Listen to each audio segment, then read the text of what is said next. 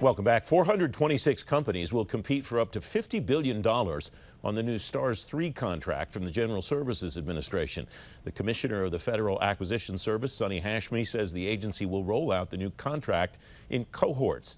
Alan Thomas is Chief Operating Officer at IntelliBridge. He's former Commissioner of the Federal Acquisition Service at GSA. Alan, welcome. It's nice to see you again. I am sure that you're happy that GSA has STARS 3 on the street. What does this mean by cohorts? How's that going to work? So I think they've got this concept of cohorts. I actually think it's an interesting strategy, potentially to prevent the possibility of protest, or certainly at least delay it. Right? I mean, you might remember Alliant Too Small got hung up with a number of protests and ultimately had to be canceled. So this idea of cohorts, I think, sort of allows you to make some awards. They made more than 400 Phase 1 awards. And get some vendors out to serve GSA's customers in the federal acquisition community, and then there's another set of vendors that I think are probably worthy, that they're in negotiations with, but maybe weren't sort of the top vendors, and that'll be the second cohort. So I think it allows them to get capability out quickly, and it also allows them to do it and sort of avoid that protest trap that I think they fell into with Alliant 2. So smart. Savvy contracting on GSA's part. What is on STARS 3? What can agencies buy, and how can they buy it? So, STARS 3, right, is sort of custom technical solutions, right? That's kind of the bread and butter of the STARS program, a long-running program, traditionally used almost across the board, a very popular vehicle in DoD. I think a couple things are interesting in this iteration, right, that separate it from its predecessor. So one is this concept of emerging technology, right? So things like AI, machine learning, robotic process automation, right? There's a big focus on that. Makes sense. You got what's going to be an 8-year contract, right? So you want to make sure you've got kind of the latest and greatest in technology. You've got onboarding and offboarding capabilities, so you can sort of keep the vendor base fresh. And then customers also now have the ability to do OCONUS work off of STARS, which they didn't in the past. And I think it's in both the emerging tech and the OCONUS requirement is an example of GSA listening to its customers, right? Those customers who use STARS 2 say, hey, we love the vehicle, but man, we'd love to be able to do some work OCONUS, or, we're kind of thinking about the next iteration of technology. GSA said, great, let's include that in STARS 3 when we make the award, which they did, to their credit. All right, a philosophical question that I have to have you answer for me, Alan. Anytime I see reports about these GWACs, somebody always writes, GWAC, and this is FedScoop this time, GWACs are best-in-class contracts. Why do we have contracts that aren't best in class? Why are we not always using best-in-class contracts if they're the best ones in the class?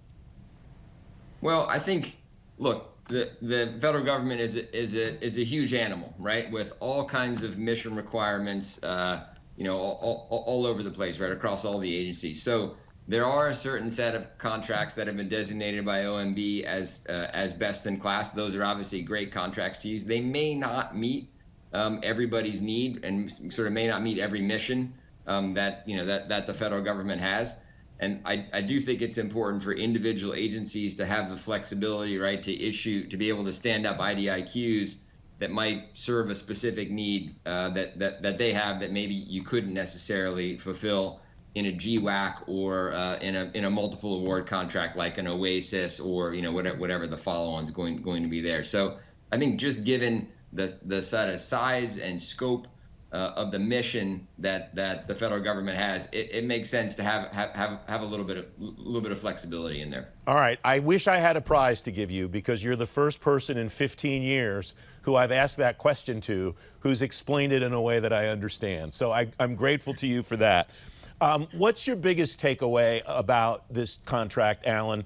What has to happen? What would you like to see happen for this to execute well, both on the part of GSA and the part of the vendors who are on it or will be on it?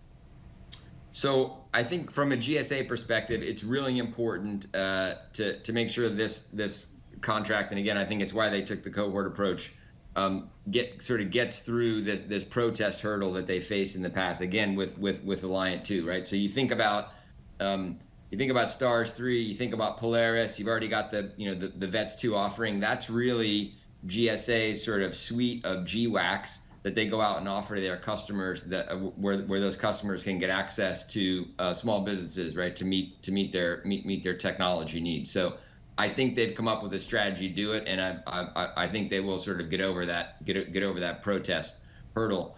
From a vendor standpoint, right? Look, Stars has a long history, right, of successful performance, and a number of vendors who started out as 8As, right, which is just how the program is designed, won a number of task orders on Stars, eventually outgrew the program and became successful performers just as mid-tiers or kind of emerging larger businesses. There's lots of M&A activity around it, right? When those things come out of their 8A. So that, I think vendors just have to continue to perform like they have been, and it's always good to see sort of the next crop of vendors come up. I mean, it's why you put a vehicle like this in place, and I do think it's why, if you notice in the press release, right, the political appointees at GSA sort of tied it to Executive Order 13985, right, which is the administration's EO on racial equity and supporting underserved communities. Now, look, Stars have been around a lot longer than the EO.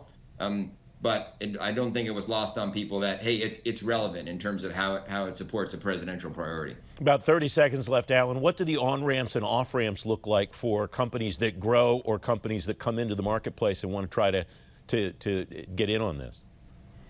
Well, in my mind, my sense is the off-ramps will probably be fairly rare. They might be potentially for inactivity or things like that. The on-ramps, I think, are what's important. Again, this is an 8-year contract, right? A 5-year base, a 3-year option. You think about anytime you put a contract for technology in place and you're talking about something that's 5 or more years in the future, what's going to be the hot technology? What kind of things are customers going to be looking at in 5 years?